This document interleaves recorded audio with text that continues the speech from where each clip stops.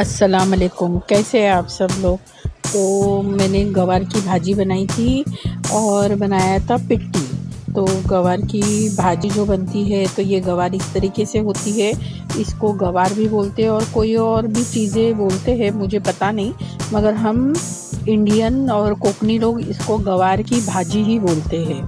तो ये है, इस तरीके से होती है। तो इसका अगला और पिछला हिस्सा फेंक देना होता है और बीच की जो हिस्सा होता है वो बारीक बारीक टुकड़ों में काट लेना होता है। इस तरीके से हाथ से तोड़ना होता है, कोई कैंची या इससे भी काटते हैं, मतलब होता है ना, कैंची या चाकू से भी काटते हैं। तो देखिए इस तरीके से आगे पीछे का हिस्सा, बीच का हिस्सा लेना है। कोई कोई इसको बड़ी बड़ी भी रखता है, मगर हम लोग बड़ी बड़ी नहीं रखते। उसके बाद में इसको हम पानी में डाल के, उसमें नमक डाल के इसको उबालेंगे।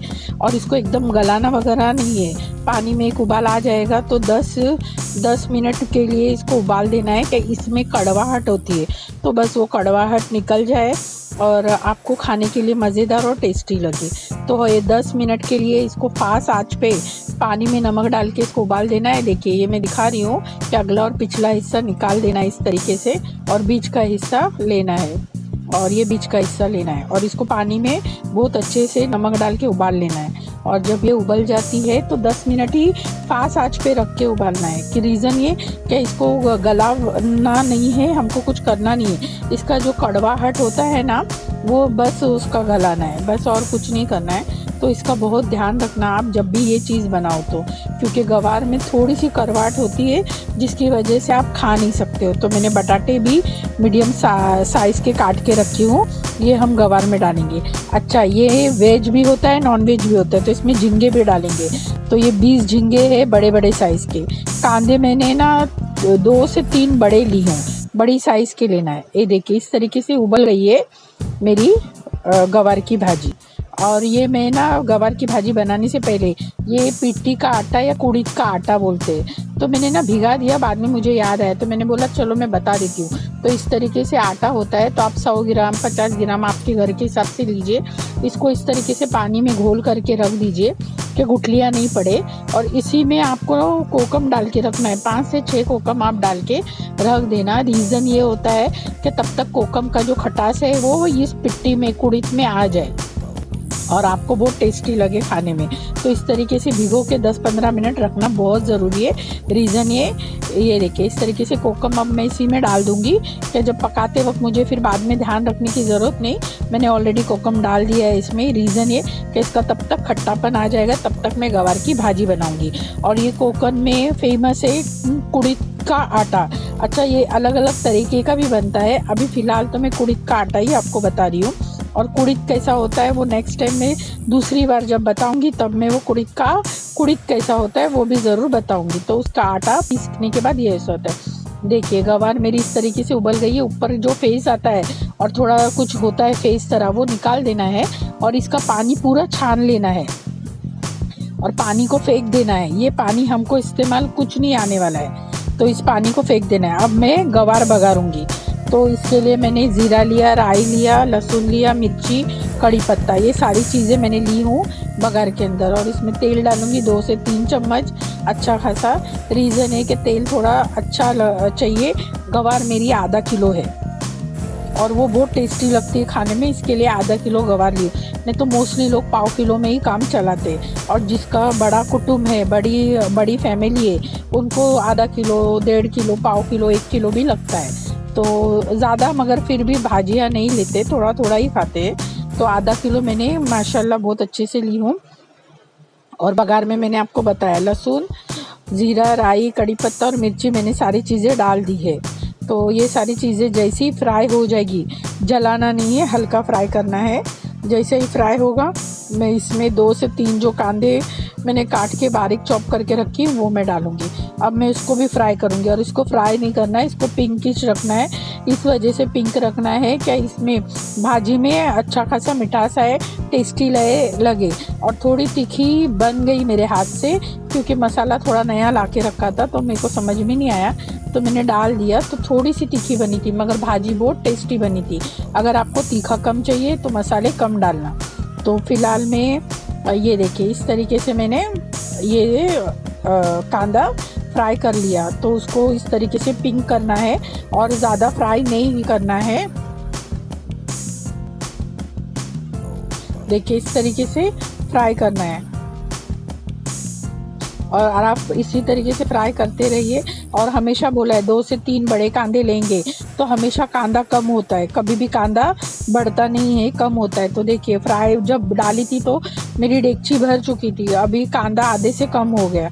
तो ये तरीका होता है चीज़ें करने का, तो ये हमेशा ध्यान रखना। अब मैं जो बारीक चॉप करके टमाटर रखी हूँ वो मैं इसमें डालूँगी। देखिए तो ये मैंने ज़्यादा टमाटर नहीं लिया है, एक ही टमाटर लिया है और आधा चम्मच मैंने नमक डाला है। रीज़न ये क्या, कभी नमक है ना हाथ से ज़्यादा हो जाता है तो परेशानी हो जाती है कि नमक वापस निकाल नहीं सकते। तो नमक मैंने आधा चम्मच डाली हूँ क्योंकि मेरा नमक ये है टाटा नमक, तो वो बहुत खारा होता है, तो इस वजह से मैंने इसमें आधा चम्मच ही डाला है। तो टमाटे भी फ्राई हो रहे मेरे और कांदा भी फ्राई हो चुका है। अब मैं इसमें डालूँगी बटाटे। तो बटाटे डाल सकते हैं या मसाले डाल सकते हैं। तो मसाले डालते हैं हल्दी, उसके बाद में डालेंगे हल्दी के बाद में लाल मिर्च डालेंगे हम। ये लाल मिर्च है तीखी वाली, तो मैंने डाली 2 चम्मच। और फिर धनिया पाउडर डालेंगे 5 चम्मच या 4 चम्मच। तो मेरा तो क्वांटिटी उतना ही है, 4 चम्मच या 5 चम्मच, कम से कम में डालती हूँ। तो देखिए 3 हो गए, 4 हो गए। अब मैं फिर इसमें डालूँगी ज़ीरा आधा चम्मच और गरम मसाला आधा चम्मच। अच्छा ये मैंने कश्मीरी लाल डाल दिया। तो देखिए यही मेरा हो गया कि कश्मीरी लाल चम्मच जो 2 डाला वो थोड़ा तीखा हो गया। तो गरम मसाला डाला और ज़ीरा पाउडर आधा आधा चम्मच डाली। तो लाल तीखा भी मैंने 2 डाला और कश्मीरी भी 2 डाला और धनिया पाउडर मैंने 5 चम्मच डाला। तो ये सारी चीज़ें मसाले की याद रखी। अब ये झींगे मैंने साफ़ करके रखी थी, ये 20 झींगे थे जो मैंने बड़े बड़े साइज़ के हैं, तो मैंने सारे 20 झींगे इसमें डाल दी हूँ। अब मैं इसको थोड़ा सा हल्का सा घुमाऊंगी, थोड़ा दिख नहीं पा रहा होगा तो इस वजह से मैं दिखा भी रही हूँ। और ये थोड़े मीडियम साइज़ के झींगे थे, बड़े साइज़ के एकदम भी नहीं बड़े थे, मीडियम साइज़ के थे।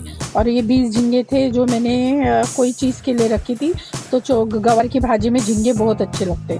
अब मसाला जल नहीं जावे इसके लिए हल्का सा पानी डाला है। अब इसमें हम डालेंगे गवार जो मैंने वो करके रखी है, पानी से नितरा के रखी है, और बटाटे जो बारीक चॉप करके रखे। तो बटाटे डाल दिए, गवार डाल दी और अभी फिर से मिक्स करेंगे और पानी डालेंगे थोड़ा सा। मैंने बोला था गवार को उसमें उबालना इतना ही है जितना उसका कड़वापन निकले, तो वो पकी नहीं है, खाली उसका हल्का सा कड़वापन निकल गया है। अब वो पकेगी इसमें। अब मैं ये पानी डालूंगी, बटाटे डाली है, सब चीज़ें हो चुकी है। अब मैं इसको ढक्कन लगा के पकने दूंगी। माशाल्लाह बहुत टेस्टी और लज्जतदार बनी थी और बहुत ही टेस्टी बनी थी। तो बहुत अच्छी लगती है ये भाजी खाने के लिए, मगर इसका कड़वाहटपन हमेशा निकाल देना, थोड़ा सा उबाल के लेके पानी में। कोई लोग है ना तेल में भूनते हैं इसको कड़वाहटपन जाने के लिए, तो मुझे पता नहीं, हम लोगों ने वैसा कभी खाया नहीं। जब भी गवार बनाया पहले पानी में उबाल के नमक से वो पानी फेंक दिया है और बाद में उसकी भाजी बनाई है। तो आप लोग ये चीज़ों का बहुत ध्यान रखना। कुछ भाजियाँ ऐसी होती है जो कड़वी होती है तो उनको बहुत संभाल के पकाना पड़ता है, क्या मुँह का टेस्ट या चीज़ें हमारी ख़राब नहीं हो और हमारा वक्त और टाइम और खाने वालों का वो ख़राब नहीं हो। तो देखिए इस तरीके से अब मैं ये देखिए इस तरीके से पानी में फेंक दूंगी। तो वो जो गवार का जो पानी था वो मैंने फेंक दिया। तो अब हम बनाएंगे पिट्टी। तो पिट्टी बनाने के लिए देखिए इस तरीके से थोड़ी पक रही है, थोड़ा होता है ना, तो देखिए फटक से पानी, तो गैस मेरा फास्ट है तो फटक से गर्म भी हो गया और फटाफट भाजी भी देखिए इस तरीके से हो जाती है, क्योंकि हमने पहले उबाल के लिए और बटाटे पकने में टाइम नहीं लगता और झींगे भी फटक से पक जाते, इतना वक्त नहीं लगता है पकने के लिए। ये देखिए इस तरीके से। तो माशाल्लाह अब मैं इतना पानी सूख गया है, अब मैं मीडियम आंच पे रखूँगी, क्योंकि 5 से 10 मिनट है ना फास्ट आंच पे कभी भी शुरुआत में रखना होता है, उसके बाद में मीडियम करना और फिर उसके बाद में देखिए बटाटे भी मेरे पक गए, तो उसके बाद में मीडियम आंच रखना, फिर मीडियम आंच के बाद फिर बारीक आंच रखना। ये हमेशा ध्यान रखना कुछ भी पकाते वक्त। रीज़न है कि कभी कभी हमारी फास्ट आंच पे चीज़ें जल जाती है। अब मैं बघारूंगी पिट्टी जो मैंने घोट के रखी हूँ डब्बे के अंदर, कुड़ित के आटा, उसको बघारूंगी। तो उसके लिए मैंने लिया जीरा, राई, मिर्ची, लहसुन और कड़ी पत्ता, ये सारी चीज़ें मैंने बघार के लिए ली हूँ। तो बहुत अच्छे से इसको ध्यान से देखना। और जैसे ही बघार, इसको जलाना नहीं है, बघार हल्का फुल्का फ्राई हो जाएगा वैसे ही हमको थोड़ा सा कांदा डालना है। आप छोटा एक कांदा मीडियम साइज़ का ले सकते हैं, ज़्यादा नहीं, क्योंकि अगर आपके घर में खाने वाले है कांदा खाते हैं या लहसुन खाने पे उनको अच्छी लगती है तो आप ज़्यादा डालिए। अगर आपको अच्छी नहीं लगती है तो कम डालिए। जैसे लहसुन मिर्ची भी मैंने बीच में से चीर डाल के डालिए। अगर आपको ज़्यादा तीखा चाहिए तो आप मिर्ची को भी ज़्यादा डालिए और ज़्यादा कट मार के डालिए तो तीखी हो जाएगी कुड़ित की पिट्टी भी। तो ये कोकन के लोगों को बहुत शौक से खाना पसंद करते। तो देखिए इस तरीके से थोड़ा सा मेरा फ्राई हो गया मसाला तो मैंने कांदा डाल दिया। अब कांदे को भी पिंक करना है और ज़्यादा नहीं ये करना है। अब इसमें अगर आपको डालना है तो आप टमाटर डाल सकते हैं, नहीं तो ऑलरेडी हमने डाल चुके हैं कोकम। वो आटे जो मैंने मिक्स करके रखा है उसमें आपने देखा होगा मैंने ऑलरेडी रख चुकी हूँ। अगर आपको टमाटर डालना है तो डालिए, नहीं डालना है तो मत डालिए, ये ऑप्शनल रहेगा। तो जब तक कांदा फ्राई होता है तो मैंने भाजी भी खोल के देख सकते हैं आप गवार की भाजी। तो देखिए इस तरीके से मीडियम आंच पे रखी थी क्योंकि मैं वहाँ पे बघार रही थी, तो ध्यान इधर उधर भटक नहीं जाए और चीज़ें मेरी ख़राब नहीं हो, इस वजह से मैंने ये मीडियम आंच पे रखी थी। अब पानी बहुत सूख गया है, अब हल्का पानी है। अब मैं मीडियम पूरी आँच जो है वो मैं एकदम बारीक कर दूँगी, कोई भी गैस की आँच फास्ट नहीं रखूँगी, एकदम मीडियम रखूँगी।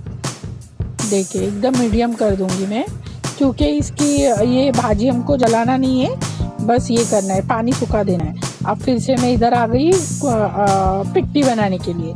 तो ये पिट्टी देखिए इस तरीके से, तब तक मेरा कांदा भी हल्का फुल्का फ्राई हो गया। तो अभी मैंने बोला ऑप्शनल है, अगर आपको टमाटर डालना है तो डालिए, नहीं डालना है तो मत डालिए, वो आपकी चॉइस है। रीज़न यही होता है। तो नमक मैंने डाला वही पाव चम्मच, क्योंकि ये पिट्टी है तो उसमें आधा चम्मच, वो आधा किलो थी इस वजह से। और टमाटर भी मैंने डाल दिया, इसके लिए डाला कि टमाटर मेरा पिघल जावे। रीज़न ये होता है कि टमाटर पिघल जाएगा तो अच्छा लगता है। तो मैंने एक मीडियम साइज़ का टमाटर लिया है, क्योंकि ऑलरेडी मैंने बोला कोकम डाला है तो मेरे को टमाटर का खट्टापन नहीं चाहिए, कोकम का खट्टापन चाहिए।